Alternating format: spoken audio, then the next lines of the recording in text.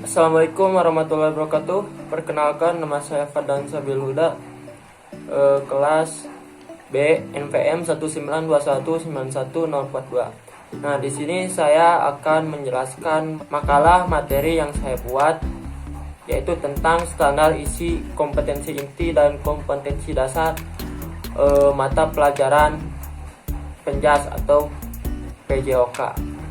Nah, kurikulum ini sebagai bidang kajian sangat sulit ya dipahami. Nah, tetapi sangat terbuka dan dapat didiskusikan. Nah, oleh karena itu, untuk memahami harus dianalisis dan konteksnya yang luas.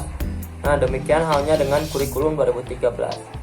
Kurikulum 2013 yang berbasis karakter dan kompetensi lahir sebagai jawaban terhadap berbagai kritikan kurikulum 2016 serta sesuai dengan perkembangan kebutuhan dunia kerja.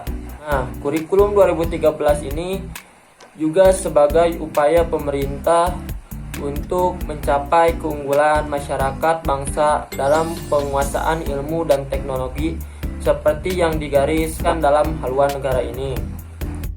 Nah, kurikulum 2013 ini diharapkan bahwa dapat menyelesaikan sebagai permasalahan-permasalahan yang ada di negara Indonesia ini, terutama dalam memasuki era globalisasi yang penuh dengan berbagai macam tantangan. Nah, dalam materi ini saya akan membahas tentang kompetensi inti dan kompetensi dasar mata pelajaran PJOK atau Penjas pada ranah SMP dan juga SMA. Sebelum ke materi yang selanjutnya, sedikit kita akan membahas tentang pengertian kompetensi inti. Nah, kompetensi inti ini menjadi salah satu bahasan yang dipakai dalam pembelajaran pada kurikulum 2013. Nah, kompetensi ini memiliki kedudukan yang sama dengan standar kompetensi yang digunakan pada KTSP 2016, yaitu kompetensi ini merupakan elemen baru dalam pendidikan yang tidak dimiliki oleh kurikulum sebelumnya. Jadi kurikulum ini yaitu sebagai upaya atau sistem bagi pemerintah untuk meningkatkan pendidikan jauh lebih dari sebelumnya. Ada juga pengertian lainnya dari kompetensi pendidikan, yaitu tingkat kemampuan untuk mencapai standar kompetensi lulusan yang harus dimiliki seorang siswa pada setiap tingkat kelas atau programnya. Nah, standar kompetensi ini lulusan ini tersebut melalui aspek sikap, pengetahuan, dan keterampilan. Nah, dengan hal itu peserta didik itu harus memiliki sikap. Peserta didik mampu memiliki gambaran dalam aspek-aspek dalam kompetensi isi ini, yaitu mengenai kompetensi inti pertama, yaitu untuk kompetensi sikap spiritual. Nah, dalam sikap ini merupakan pandangan atau kecenderungan mental. Nah, sikap ini yaitu berupa sebuah ekspresi dan nilai-nilai atau pandangan hidup yang dimiliki oleh seseorang.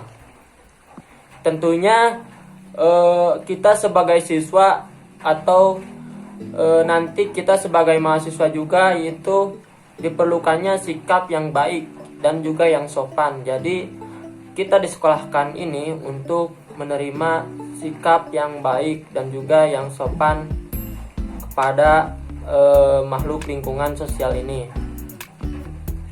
Nah, sikap ini merupakan dari bagian juga dari spiritual, sehingga pembelajaran yang pun harus terus menerus untuk dijadikan sebuah pembiasaan, bahkan diintegrasikan ke dalam setiap mata pelajaran.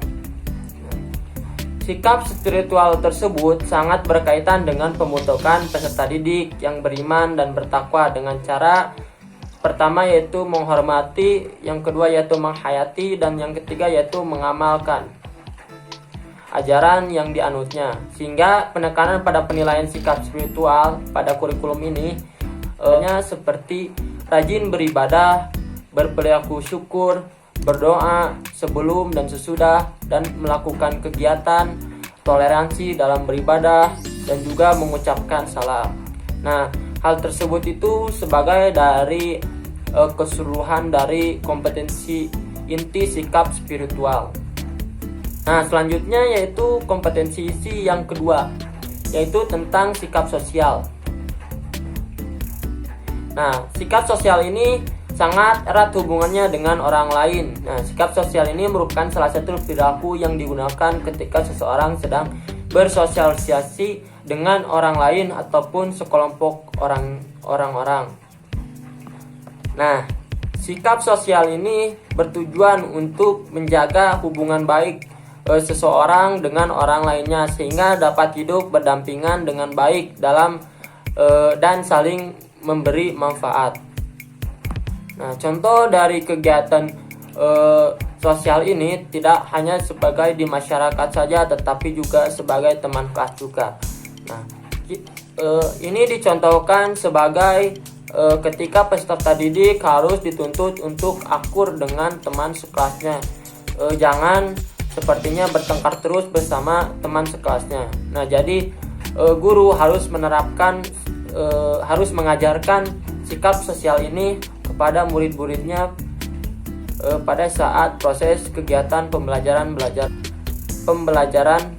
dan pelajaran. Nah, sikap ini juga bisa mencontohkan seperti menghargai yang lebih muda dan bersikap sopan terhadap orang tua yang lebih tua.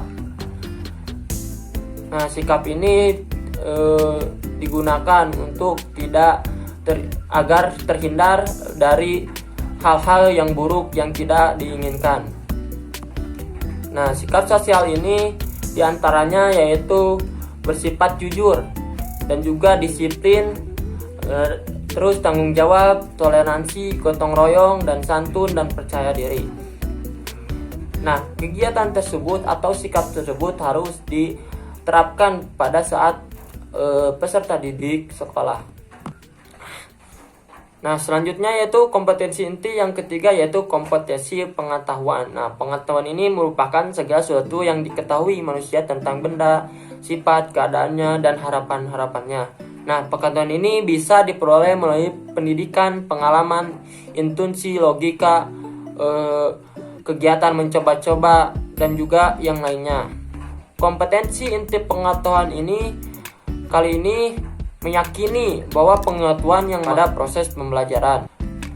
Nah, ketika manusia sudah mulai mampu untuk mengembangkan apa yang ada dalam pikirannya, di saat itulah manusia akan mampu mengembangkan pengetahuannya.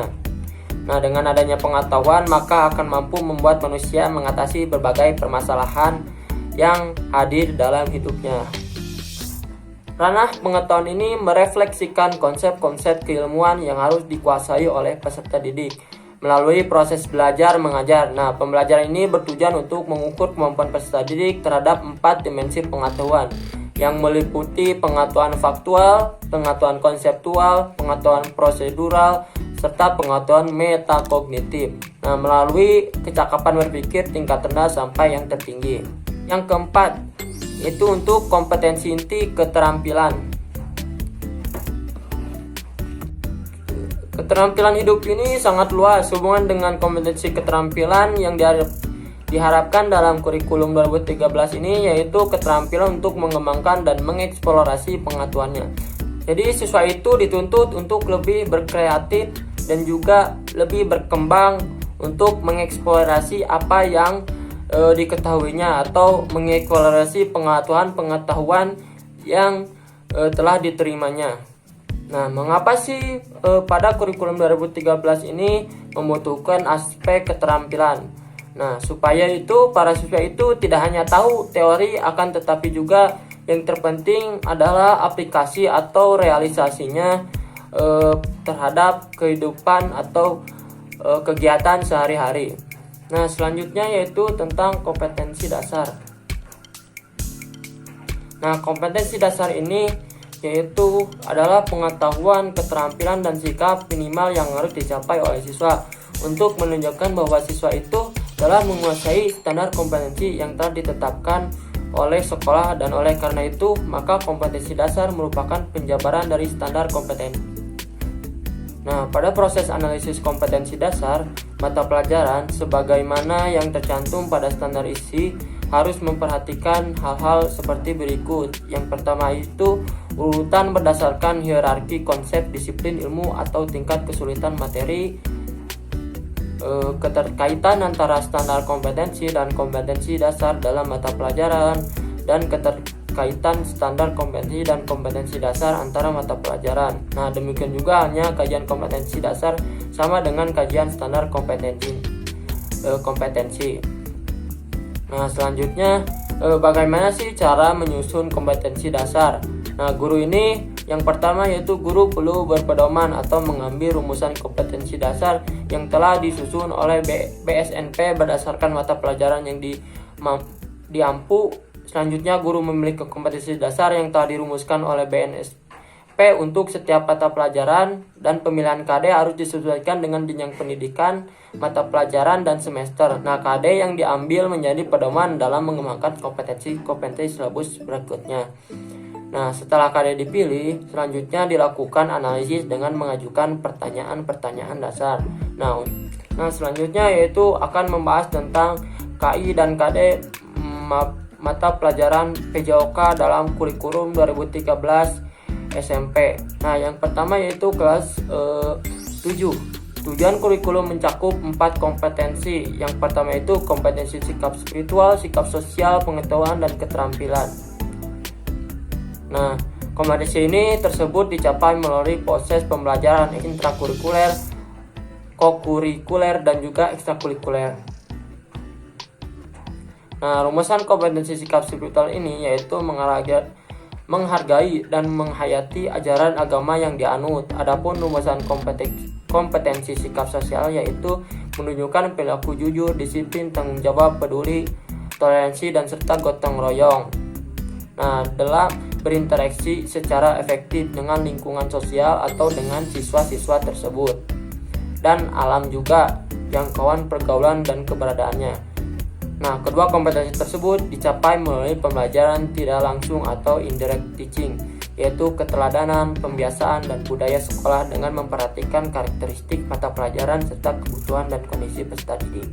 Nah, pertumbuhan dan perkembangan kompetensi sikap ini dilakukan sepanjang proses pembelajaran berlangsung dan dapat digunakan sebagai pertimbangan guru dalam mengembangkan karakteristik peserta didik. Nah, mungkin sekian materi yang bisa saya sampaikan. Mohon maaf apabila ada kesalahan. Terima kasih. Wassalamualaikum warahmatullahi wabarakatuh.